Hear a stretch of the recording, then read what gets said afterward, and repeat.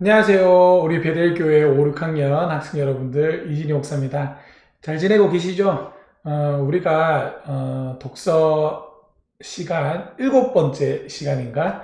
차마 신이 없다라고 말하기 전에 우리 7번째 시간을 조금 갖도록 하겠습니다. 오늘 우리가 조금 난해하고 어려울 수도 있겠지만 그래도 천천히 잘 풀어가기를 바랍니다. 자, 오늘은 하나님의 대답, 해답이라는 겁니다. 자, 우리 지난주에 하나님에 대하여, 그 다음에 인간에 대하여, 그 다음에 예수님에 대하여 우리가 배웠습니다. 그래서 이번에는 하나님의 해답에 대해서 보도록 하겠습니다.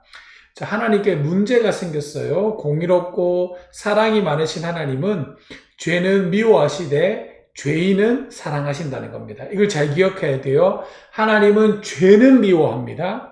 하지만 사람은 사랑한다는 겁니다. 그래서 하나님은 죄는 미워하되 죄를 갖고 있는 사람이라 할지라도 하나님은 사랑하신다는 겁니다.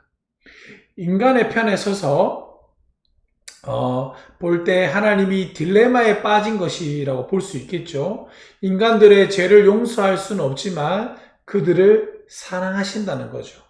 자, 이렇게 해결할 방도를 찾던 하나님은 드디어 그 아들 누굴까요? 예수 그리스도를 이 땅에 보내주셨습니다. 그래서 예수님이 누구냐라고 이야기할 때는 하나님의 독생자라고 이야기합니다. 이 독생자라는 것은 뭐냐면 하나님의 하나밖에 없는 자녀를 가르쳐서 독생자라고 이야기합니다. 자, 그래서 예수님은 누구냐? 하나님의 독생자라는 겁니다. 이 하나님의 하나밖에 없는 유일한 자녀라는 겁니다. 하나님의 해결책은 인간이 갖고 있는 세 가지의 어려움을 푸는 것이었습니다. 첫째는 하나님이 계신다는 사실을 알려줘야 되고, 두 번째는 구원을 받을 수 있는 길을 가르쳐 주어야 하고, 세 번째는 의심을 풀 수 있는 확실한 증거를 보여줘야 한다는 것이죠. 그래서 하나님은 우리에게 자신을 알려주기로 결정하셨습니다. 자, 이걸 하나님이 자기 자신을 스스로 드러내는 걸 뭐라고 한다고 그랬죠? 두 글자로 계시라고 이야기한다고 그랬습니다. 계시. 자, 그래서 하나님은 우리에게 자신을 나타내 주기로 결정하셨다는 겁니다. 계시해 주시기로. 먼저 이스라엘에는 한 족속을 통하여 하나님의 존재를 알려주셨습니다. 하나님이 왜 이스라엘 선택했는지는 몰라요. 그거는. 하나님이 그렇다니까 그런 겁니다. 자, 또한 하나님은 우리 모든 인류를 위해서 길을 만들어 주셨습니다. 죄로 인해 형벌을 받아야 할 인간들을 위해 예수님이 대신 십자가의 형벌을 받고 죽으심으로 용서받을 수 있는 길을 만들어 주셨다는 거죠. 자, 여기서 우리가 기억해야 될 것 두 가지인데요. 첫째는 뭐냐면 예정론이에요. 예정론. 우리가 배웠던 걸 조금 복습해 봅시다. 자, 우리가 예정론이 있고 또 운명론, 다른 말로 하면 숙명론이 있다라고 제가 말씀드렸죠. 예. 이 운명론, 다른 말로 숙명론이라는 것은 정해져 있다는 겁니다. 그래서 예를 들어서 내가 몇 시, 몇 분, 몇 초에 핸드폰을 깨기로 이게 결정이 되어져 있는 거예요. 그래서 이 운명은 바꿀 수가 없는 거예요.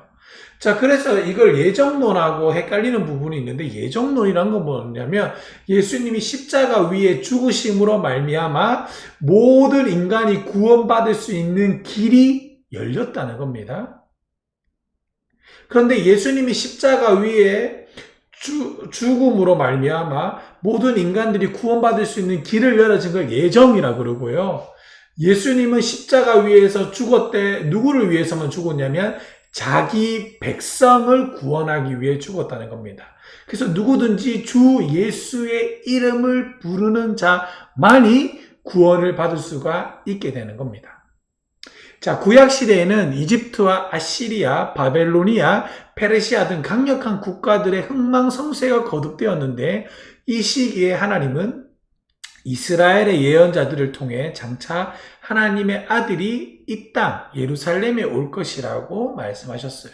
도저히 믿기 어려운 꿈만 같은 이야기였죠. 자, 그런데 우리는 그 이야기를 잘 알고 있다는 겁니다. 자, 그분은 나사렛에서 자라 강도들 틈에서 죽으시고 부자의 묘에 장사되실 것이다 라고 이사야서 53장 9절에 계속해서 이 메시아에 대해서 예언을 기록하고 있습니다. 이 외에도 300개가 넘는 메시아에 대한 예언이 주어졌을 것인데요. 구약에는 그래서 오실 메시아가 오실 것이다. 그분이 오신다. 곧 오신다. 하나님의 아들이 이 땅에 찾아오실 것이라는 예언이 계속되다가 마침내 신구약 중간기를 거쳐서 이 메시아가 태어나게 된다는 겁니다. 근데 이 예수님이 오시기 바로 직전에 누가 태어났냐면 바로 세례 요한, 마지막으로의 선지자 세례 요한이 나타났고 그가 강야에서 외치는 소리에 의해서 메시아의 탄생을 알리게 된다는 거죠. 드디어 기원전 BC, 기원 후 AD를 가르며 역사 속에서 예수님이 처음 등장하셨습니다. 당시 사람들은 예수님께서 병든 자를 치유하시고 시각장애인들의 눈을 뜨시게 하시고 한센병자를 곤치시고 심지어 죽은 자를 살리는 모습을 보여주면서 그가 하나님의 아들이라고 많은 사람들을 믿었습니다. 하지만 반면에 그분들이 시기했던 유대 지도자들은 하나님의 아들을 주장하는 예수께서 신성 모독한다는 명분 아래 그 예수를 십자가에 못 박혀 죽였습니다. 자, 이 하나님의 아들이라는 개념은 인간의 가족 개념에서 말하는 아버지와 아들의 관계와는 조금 달라요. 자, 자신이 하나님의 아들이라는 것은 자신이 곧 하나님이란 뜻입니다. 자, 쉬운 이해를 위해 예를 들자면 앞의 새끼를 말의 새끼를 망아지, 소의 새끼를 송아지라고 할 때 송아지를 말이 아닌 소라고 말하듯이 예수님께서 자신을 하나님의 아들이라고 주장하신 것은 그분이 바로 그가 인간이 아닌 하나님의 본체이시다라고 말하고 있는 뜻입니다. 자, 이 말이 사실이라면 예수님이 4대 성인 중에 한 분으로 인정받기에는 매우 곤란해지겠죠.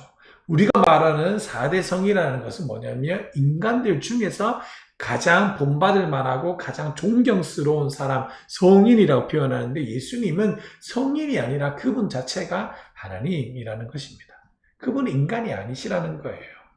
자, 예수께서 자신을 가리키며 하나님의 아들이라고 하셨으니 만일 그 말이 사실이 아니라면 그분은 결과적으로 미친 사람이거나 거짓말쟁일 수밖에 없어요. 그분은 높은 도덕적 교훈을 이야기하셨지만 자신에 대해서는 명확하게 말씀하셨습니다. 나는 죽으러 왔다. 누구를 위해서? 죄인을 위해서. 그리고 나는 하나님의 아들이다. 나를 통해서만 구원받아야 한다.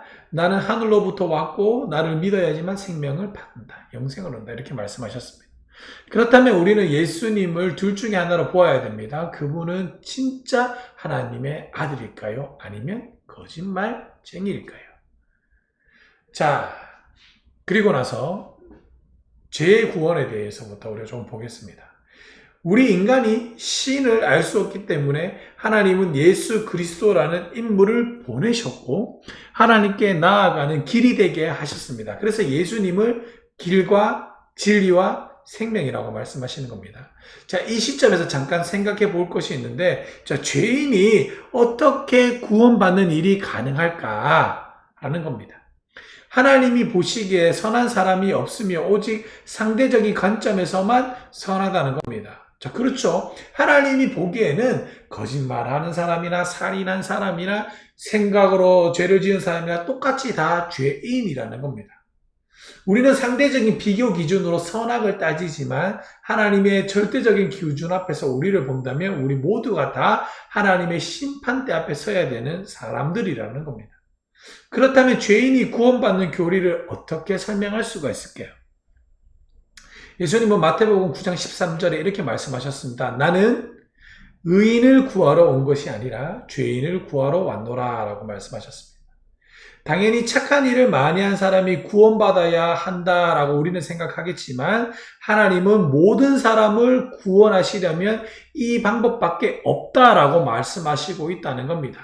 자, 선한 사람만 구원받는다면 우리 인간은 아무도 구원을 받을 수 없습니다.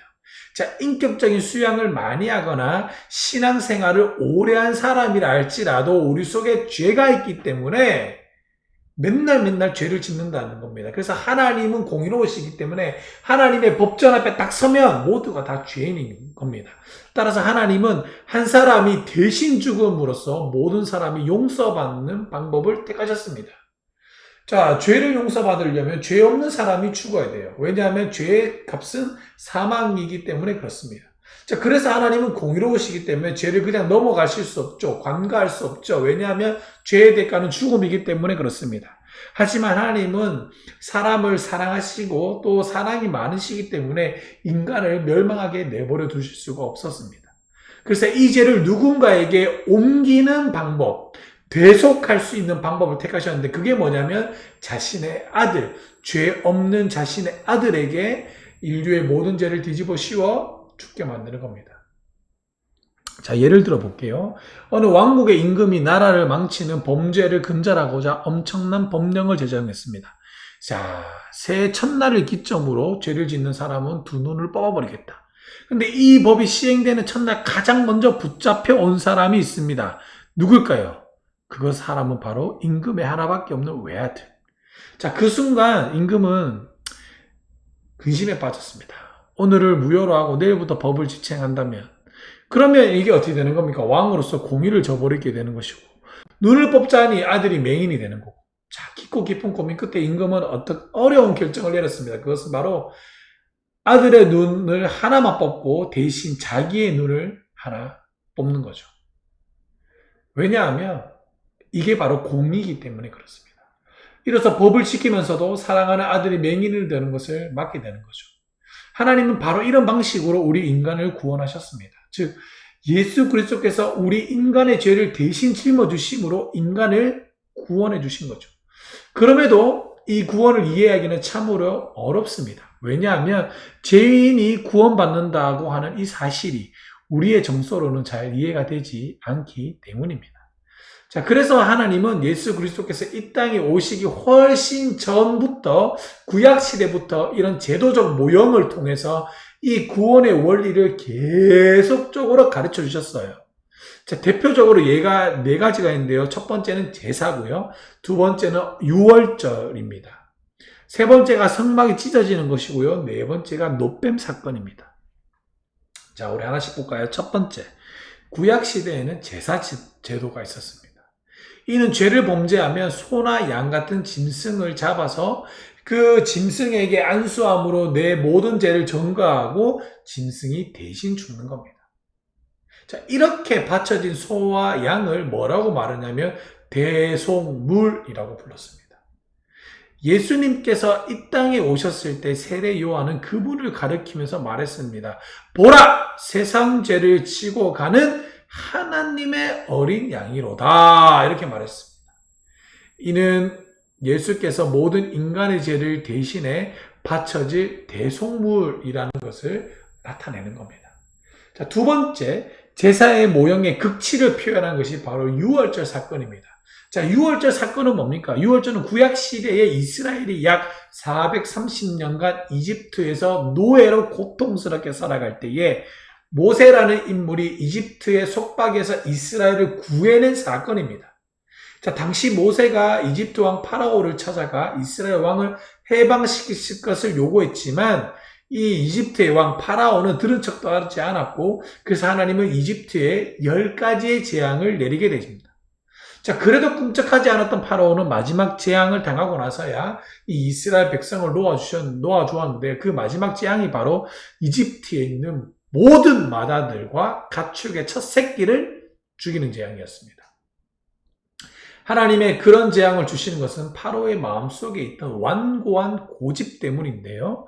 어쨌든 이스라엘 백성을 내보내지 않으면 10번째 재앙이 내린다고 경고했음에도 불구하고 파라오는 끝끝내 말을 듣지 않았고 결국 왕의 아들을 비롯한 이집트의 모든 마라들과 모든 가축의 첫 새끼들이 죽게 되는 비참한 일이 발생하게 된 거죠.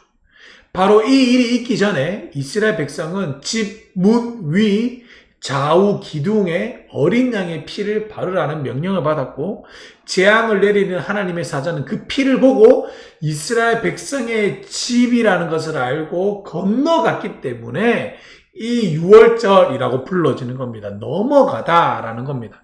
그래서 모든 이스라엘 백성들의 맏아들들은 죽음을 면했고 피했고 살았어요. 이를 기념하기 위해 이스라엘 백성들은 유월절을 대대로 지키게 된 거죠. 자, 이 유월절 사건이 의미하는 바는 바로 어린 양의 피가 있으면 뭐다? 살 수 있다는 것입니다. 인간은 죄 때문에 죽어야 하지만 예수 그리스도의 피가 있으면 죽음을 면할 수가 있다는 것입니다. 예수 그리스도께서 유월절에 돌아가신 이유도 바로 여기에 있다는 겁니다. 자, 세 번째, 구약에는 성막제도가 있어요. 그리스도의 대속을 미리 예고해 주고 있습니다. 유대인의 성전은 성소와 지성소로 나뉘고 그 둘 사이에는 무거운 휘장이 들어쳐져 있습니다. 이 지성소는 하나님의 계시는 곳으로서 인간이 들어가면 죽는 곳이었고 오직 1년에 한 번씩 대제사장만이 들어갈 수가 있었습니다. 자, 이 대제사장은 속지 않은 동물의 피를 가지고 나아가서 지성소에 나아가서요. 이것은 인간이 하나님께 함부로 나가지 못함을 알려주고 있고 인간과 하나님의 사이가 완전히 분리되어져 있다는 것을 가르쳐주고 있는 겁니다. 자, 그런데 예수님이 십자가 위에서 돌아가실 때 휘장이, 성소의 휘장이 위에서부터 아래로 쫙 찢었다는 겁니다. 이는 예수께서 하나님과 인간 사이에 막힌 담을 헐고 구원의 길을 열어주셨다는 것을 시각적으로 보여주는 겁니다. 자, 성경에는 다음과 같은 매우 유명한 구절이 있습니다. 요한복음 3장 16절, 우리 잘 알고 있죠? 우리 같이 한번 읽어볼까요? 시작! 하나님이 세상을 이처럼 사랑하사 독생자를 주셨으니 이는 그를 믿는 자마다 멸망하지 않고 영생을 얻게 하려 하심이라. 아멘. 자, 예수의 네 번째 모형은 바로 놋뱀 사건입니다. 즉 모세가 광야에서 놋으로 만든 뱀을 높이 든 것처럼 예수 그리스도께서 놋뱀처럼 들려야지만 한다는 겁니다. 당시 이 이스라엘의 백성들은 이집트를 탈출하여 가나안의 땅에 들어가기 전까지 광야에서 생활했습니다. 자, 이 광야에서 생활하는데요. 자, 이 백성들은 광야 생활이 너무 힘들었기 때문에 원망과 불평을 막 쏟아냈습니다. 자, 어느 날 마음이 상한 백성이 하나님과 모세를 원망하자 하나님은 그 원망하는 이스라엘 백성들을 쓸어버리기 위해서 불뱀을 보냈습니다. 그래서 불뱀을 물린 사람은 다 죽게 됐는데 이스라엘 백성들이 살려달라고 말을 하자 하나님께서 그 기도를 들어주시고 하나님께서는 장대에 놋뱀을 달아서 높이 달아서 누구든지 그 놋뱀을 쳐다보는 자는 산다라고 그 기회를 주셨다는 겁니다. 자, 그래서 모세는 놋뱀을 만들어 장대 위에 높이 달았고 그 말을 믿고 누구든지 놋뱀을 쳐다보는 사람은 생명을 얻었다는 겁니다. 그때 만일 하나님이 장대에 달린 놋뱀을 올려보는 행위가 아니라 어린 양의 제물로 바치는 조건으로 구원을 주셨다면 모두가 다 죽었을 겁니다. 이미 독사에 독이 퍼져서 죽었는데 언제 흠없는 어린 양을 찾아서 바칠 수가 있겠습니까? 단지 그냥 장대에 달린 놋뱀을 쳐다보는 행위, 즉 고개만 드는 행위를 했다면 살 수 있었다는 거죠. 광야에서 독사에게 물린 이들이 놋뱀을 쳐다보기만 하면 구원받는 것처럼 죄인인 인간은 예수 그리스도를 믿기만 하면 뭘 받게 되는 걸까요? 그렇죠. 구원을 얻게 된다는 것입니다. 그리고 사도 요한 역시 놋뱀처럼 들리신 예수님을 통해서만 구원이 이루어진다라고 기록을 하고 있습니다. 자, 그게 어디 기록되냐면 요한복음 3장 14절에서부터 15절에 기록되어져 있는데요. 자, 구원받는 조건이 너무나도 쉽기 때문에 오히려 믿기 어려울 수도 있어요. 그러나 원래 너무 값진 것은 값없이 받기 마련이죠. 자, 우리 생각해 봅시다. 공기 얼마나 소중합니까? 그런데 여러분들 이 공기를 마시는데 뭐 노동하면서 공기를 먹습니까? 아니죠. 돈을 내서 먹습니까? 아니죠. 그냥 먹어요. 내 삶에서 필수적인 요소인데. 햇빛. 여러분 햇빛도 여러분들 뭘 일을 해야 받는 거 아니잖아요. 이처럼 공기, 햇빛, 심장, 생명 같은 거는 너무나 값진 것인데 이것을 값없이 받는다는 겁니다. 우리의 인간이 아무리 선하게 보여도 근본적으로 죄인인 우리는 죄를 지을 수밖에 없어요. 이미 죄의 기운이 우리에게 퍼져 있다라고 말하는 편이 맞겠죠. 인간의 능력으로는 도저히 하나님이 요구하시는 선한 경지에 도달할 수가 없습니다. 그렇기에 아무 조건도 달지 않고 예수 그리스도를 믿으면 구원을 준다고 한 것입니다. 지금까지 예수를 믿지 않고 지내더라도 원하기만 하면 당장 구원을 받을 수가 있게 된다는 것입니다. 그래서 예수 그리스도께서는 이 땅에 사시는 동안 많은 병자를 고치시고 죄인을 만나셨고 그들에게 하나님의 말씀을 가르쳤습니다. 하나님이 거룩한 사람만 만나준다면 이 땅의 죄인들에게는 구원을 받을 수 있는 기회가 없을 것이에요. 이스라엘 종교 지도자들도 예수님께서 죄인들을 만나는 것을 문제 삼았을 때에 예수님께서 뭐라고 말씀하셨냐면 건강한 자에게는 의사가 쓸데없고 병든 자에게만 쓸데있느니라. 그러므로 내가 의인을 부르러 온 것이 아니라 죄인을 불러 회개시켜러 왔노라 라고 말씀하셨다는 겁니다. 이 말은 예당초에 이 땅엔 의인이란 자체가 없다는 겁니다. 하나님이 구원을 주시기로 하셨다면 모든 사람이 구원을 얻어야겠죠. 그래서 예수님은 죄인을 만나셨고 죄인된 모든 인간을 위해서 죽으셨다는 겁니다. 이게 굉장히 놀라운 거예요. 죽기 전에 그분은 제자들과 자신이 죽으실 것이라는 사실과 죽음 후에 3일 후에 다시 살아나실 것을 미리 말씀하셨습니다. 그러나 당시에는 그 말을 믿는 제자들이 하나도 없었습니다. 하지만 예수 그리스도께서 실제로 부활하신 후에야 제자들은 믿게 되었고 그 후로 십자가와 부활이 증거가 된 거고 예수의 제자들은 증인이 된 거죠. 예수 그리스도께서 자신이 이 땅에 온 목적을 이렇게 말씀하셨어요. 인자는 섬김을 받으러 온 것이 아니라 도리어 섬기려 왔으며 많은 사람을 위하여 자기 목숨을 몸값으로 치러주려 왔다라고 말씀하셨습니다. 그분은 이 땅에 계실 때에 실제 다른 사람을 섬기는 삶을 살았고 구약의 약속에 따라 사람들의 죄를 대신하여 십자가 위에서 죽으셨습니다. 그리고 십자가에 달렸을 때도 함께 달린 강도 한 명을 구원하셨습니다. 이 강도는 평생 악한 짓만 한 사람이었는데 자신의 죄를 회개할 때가 기회가 주어졌을 때 예수님으로부터 구원의 말씀을 듣게 되고 그는 예수님을 믿음으로 말미암아 그 자리에서 구원받았다는 겁니다.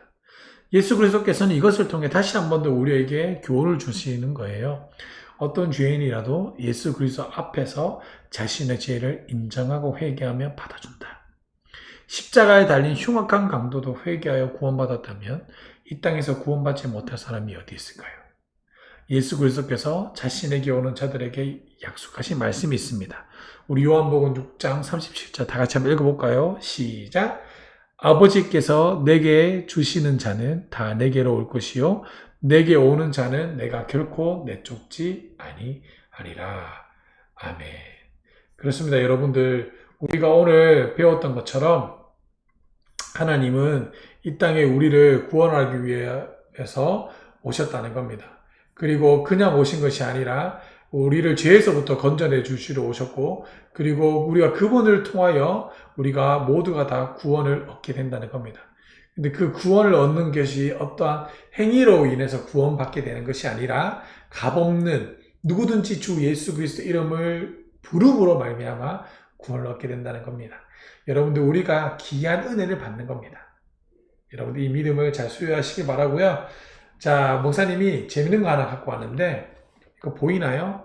자, 우리 초등학교 5학년 2부 어린이 성시호 학생이 갖고 왔는데 우리가 주보를 이렇게 나눠주잖아요. 주보를 나눠주면 이 주보에 보면 성경 말씀을 어떻게 읽어야 된다라고 있어요. 근데 그 친구가 이 시호 친구가 읽고 이렇게 다 코멘트를 달았어요. 자신이 기억하고 인상에 남았던 것. 아, 참으로 귀하고 대단하다 이렇게 생각이 되어집니다. 여기 보세요. 대단하죠? 다 적었어요.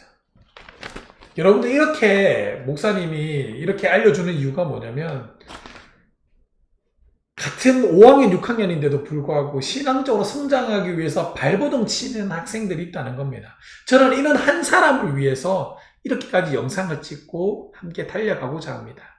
여러분들 우리와 함께 동참하시고 여러분들도 집에서 그냥 쉬고 그냥 예배 안 드린다고 해서 그냥 뭐 뭐 나와 아무 상관없어 이렇게 하는 것이 아니라 이런 기회일수록 더욱더 온 가족과 함께 예배 드리시며 또 부모님과 신앙적 이야기도 많이 하시고 그래서 부모님이 신앙을 잘 물려받아서 부모님을 뛰어넘는 위대한 신앙인이 되기를 주님의 이름으로 간절히 축복하고 소망합니다. 아멘. 우리 주일날 만나도록 하겠습니다. 안녕.